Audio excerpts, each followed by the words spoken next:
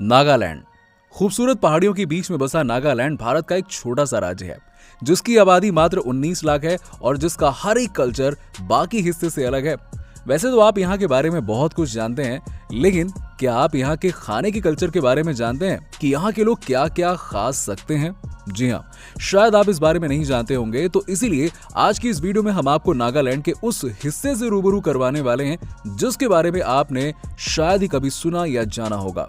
तो चलिए समय को ना गवाते हुए शुरू करते हैं आज की इंटरेस्टिंग वीडियो को। लेकिन हाँ, उससे पहले अगर आप हमारे चैनल पर नए हैं तो चैनल को सब्सक्राइब करना ना भूलें। दोस्तों, दुनिया में चीन की कोरोना महामारी के कारण काफी बदनामी हुई। चीन के लोग कई तरह के जानवरों का मांस खाते हैं।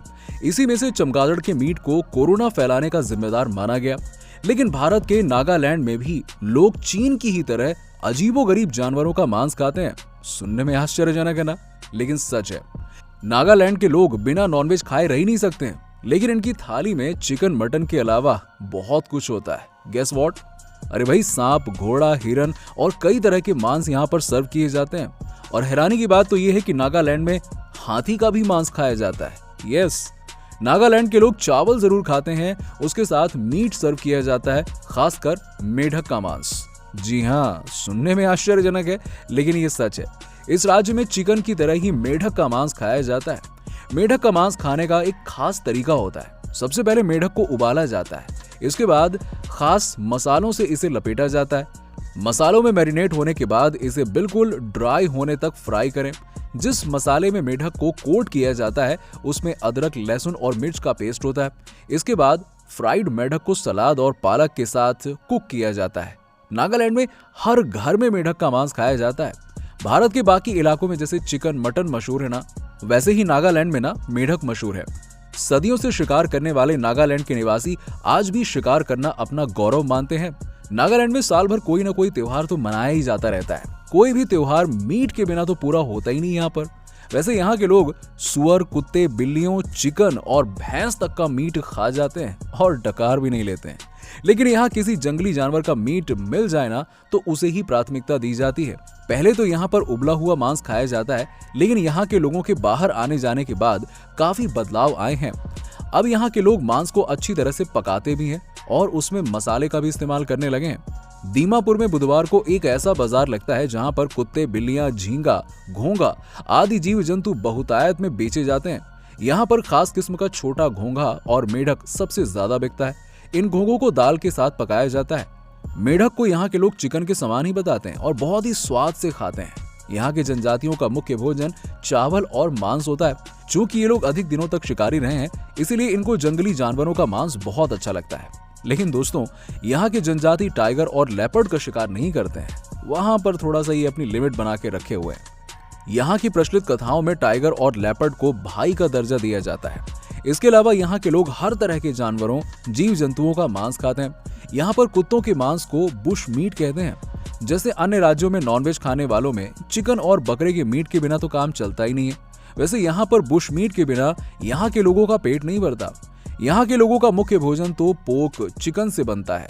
लेकिन हाँ, यहाँ के लोग सांप, घोंघे, गिलहरी, चूहे, बिल्ली, कुत्ते, बैल जैसे दिखने वाले जानवर, मिथुन, भैंसा, मकड़ी, चिड़िया, केकड़ा, बंदर, मधुमक्खी का लार्वा, झींगा को भी बड़े चाव से खा जाते हैं। दोस्तों, नागा की धरती पर मौजूद हर उस चीज को ये लोग खाते हैं जिसमें प्राण होता है। वो कीट, पतंगों और कीड़े मकोड़ों तक को नहीं छोड़ते हैं। यानी कि जहां आसपास जो हाथ में आ जाए, चलो निपटा लिया जाए। लेकिन जिस चीज को वो मजे से खाते हैं ना, वो है जंगली जानवर। वो स्वभाव से ही लड़ाके होते हैं। शिकार करना उन्हें बेहद पसंद है और जंगली जानवरों का मांस उनकी खुशी में चार चांद लगा देता है। लेकिन दिल्ली और उत्तर भारत के चिकन प्रेमियों को शायद इसे देखकर उल्टी आ जाए, क्योंकि मुझे बोलते हुए ही अजीब लग रहा है। लेकिन हाँ, दिल्ली और उत्तर भारत के चिकन प्रेमियों को शायद इसे देखकर उल्टी आ जाए जो मैं अब दिखाने वाला हूँ। जरा गौर से और दिल को थाम कर देखिएगा। दोस्तों, होता क्या है कि आमतौर पर जब एक जानवर को मारा जाता है ना, तो उसके खून को एक कटोरे में एकत्रित किया जाता है और इसे तब इस्तेमाल किया जाता है जब वो ठंडा हो जाता है। खून सूखकर पनीर जैसा सख्त हो जाता है और इसे बर्फी की तरह टुकड़ों में काटकर खाया जाता है। नागाओं का एक टैबू कुछ जानवरों को खाने को लेकर भी है।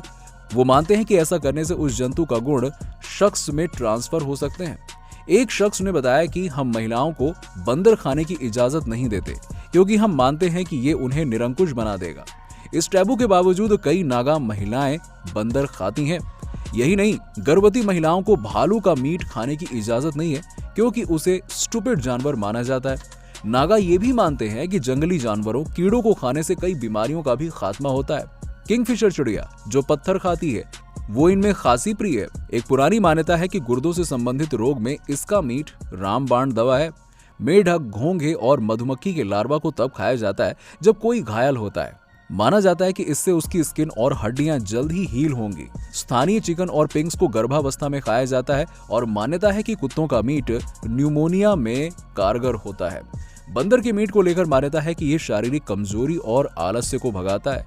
नागाओं के हिसाब से जंगली बकरी हड्डी के फ्रैक्चर के वक्त दुरुस्त करने में उसे मदद करती है और एक केचुआ सांप के काटने पर राहत देता है। तो दोस्तों, देखा आपने, अरे ज्यादा दूर चीन जाने की क्या जरूरत है यार, हमारे नागालैंड में लोग क्या क्या खाते हैं। आपका वैसे इस बारे में क्या कहना है, आप नीचे कमेंट सेक्शन में अपनी राय जरूर बताइएगा।